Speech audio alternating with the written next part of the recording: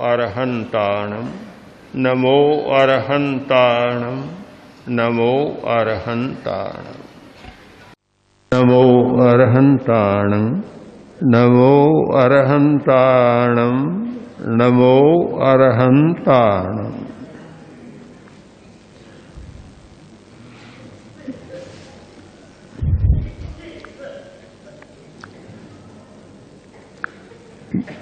आज योग शब्द बहुत प्रचलित है। देश विदेश में योगा योगा। जैन दर्शन में योग शब्द के दो अर्थ हैं। दो अर्थों में योग शब्द का प्रयोग होता है। एक योग का अर्थ है मन वचन और काया की प्रवृत्ति का नाम है योग। मनोवाक काय कर्म योग है। मन की प्रवृत्ति, वचन की प्रवृत्ति और शरीर की प्रवृत्ति, उस प्रवृत्ति का नाम है योग। तो योग तीन प्रकार का हो गया, मनोयोग, वचन योग और काय योग। योग का दूसरा अर्थ है साधना समाधि,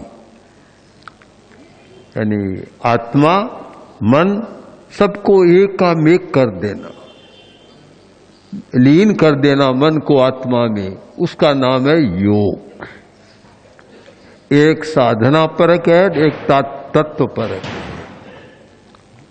तो जो साधना परक है योग, उसका उपयोग मन वचन और शरीर को शुद्ध रखने के लिए होता है।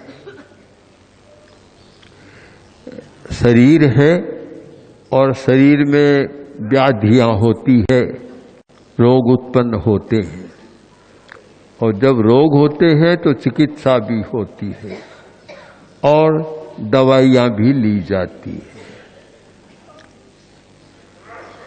पूज्य गुरुदेव ने कितनी बार कहा, अब कोई गिनना तो नहीं की, किंतु अनेक अनेक बार जब भी कोई साधु साध्वी दवा लेता तो गुरुदेव कहते कि शरीर में बीमारी है, दवा लेनी जरूरी है, तुम दवा लोगे, किंतु साथ साथ आध्यात्मिक चिकित्सा भी करो।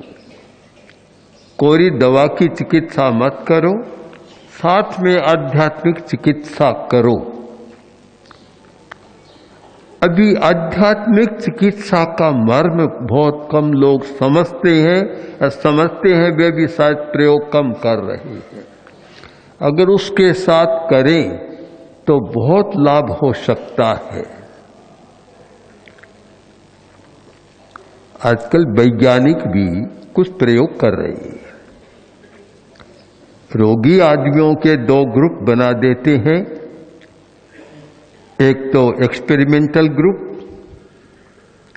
और एक जो रोगी होता है उनका वर्ग प्रयोग के लिए। तो जो एक्सपेरिमेंट करते हैं, 5 आदमी 10 आदमी बीमार हैं, 5 आदमी को तो दवा देते हैं और 5 आदमी को दवा नहीं देते, कहते हैं दवा दे रही हैं पर कोरा पानी देते और कहते हैं कि तुम ये भावना का प्रयोग करो। भावना का प्रयोग। अब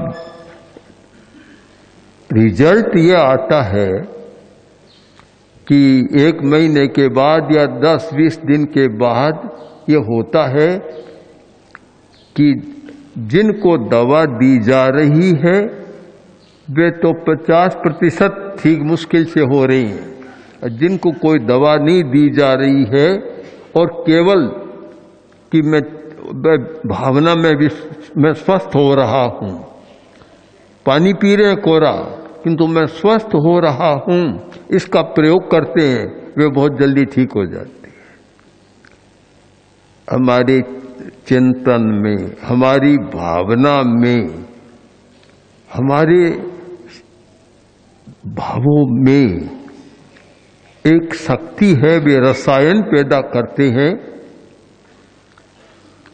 और वे रसायन बहुत जबरदस्त होता है, हमारे मस्तिष्क में रसायन पैदा हो जाता है चिंतन के द्वारा, और वह आदमी को जल्दी स्वस्थ बना देता है। बहुत प्रयोग हो रही है। प्रेक्षा ध्यान के संदर्भ में भी अनेक प्रयोग हुए हैं।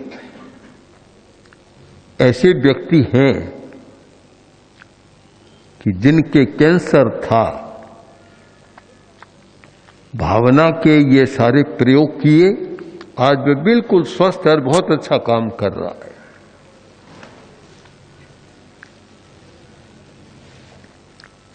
ऐसी बहनी है कि कैंसर था और उन्होंने कुछ मंत्रों का प्रयोग किया। जब हम अहमदाबाद में थे तब किया, 8-10 वर्ष हो रहे हैं, और बिल्कुल यहाँ अभी आकर ही गए हैं, और वे मान रहे हैं कि हम बिल्कुल ठीक है इसके कारण। तो ये आध्यात्मिक चिकित्सा, यह भी हमारा एक विषय बनना चाहिए, और मुख्यतः साधु साधियों का तो ये मुख्य विषय होना चाहिए कि हम चिकित्सा कराएं, आध्यात्मिक चिकित्सा करें। चिकित्सा के द्वारा अगर आपको 1 महीने में लाभ होगा और साथ में आध्यात्मिक चिकित्सा करेंगे तो हो सकता है 5 दिन में भी वह लाभ हो जाए, दवा लेनी भी न पड़े आपको। तो बहुत आवश्यक है। एक दिन हमने अरहम का प्रयोग कराया था और बताया था कि फेफड़े को मजबूत करना है। स्वास्थ्य का मूल आधार है फेफड़े की मजबूती। क्यों? वह नहीं है तो स्वास्थ्य नहीं हो सकता। स्वास्थ्य के बिना आदमी जी नहीं सकता, कोई काम नहीं करता, कोई अवयव। तो मूल आधार है। तो फेफड़ा मजबूत रहे, गला अच्छा रहे, होठ भी अच्छे रहे और सिर भी अच्छा रहे। आज हम दूसरा प्रयोग करें ओम का। ओम। जब हम सूरत की यात्रा कर रहे थे, एक भाई आया, छोटा बच्चा, 8-10 वर्ष का बच्चा, ब्लड कैंसर। हमने उसे कुछ प्रयोग बताए कि तुम प्रयोग करो, जप करो। उसने किया तो कुछ समय बाद तो बिल्कुल वह ठीक सा लग रहा था। फिर बाद में संपर्क नहीं रहा उसका। बहुत लोग मस्तिष्क की विकृतियां से पीड़ित होते हैं और ध्यान नहीं देते हैं कि मस्तिष्क में सबसे ज्यादा विद्युत, बिजली सबसे ज्यादा शरीर में जो है, सबसे ज्यादा मस्तिष्क को बिजली चाहिए। सारी बिजली का कम से कम 20% भाग तो मस्तिष्क को चाहिए, और मस्तिष्क को और भी बहुत कुछ चाहिए। वह मिलता नहीं है तो मस्तिष्क भी कमजोर होता है, स्मृतियां भी कमजोर हो जाती है। तो हम मस्तिष्क को शक्तिशाली बनाने के लिए नाभि से लेकर, तेजस केंद्र से लेकर और मस्तिष्क तक एक ऐसे प्रकंपनों का प्रयोग करें जिससे यह सब स्वस्थ रहे, शक्तिशाली रहे, न हमारा काम ठीक हो। अनेक लोगों को देखा कि नाक से खून है, फलाना है, ये वे है, सारा है, मिर्गी आती है। ठीक ओम का प्रयोग किया और वे अपने आप को स्वस्थ अनुभव करते।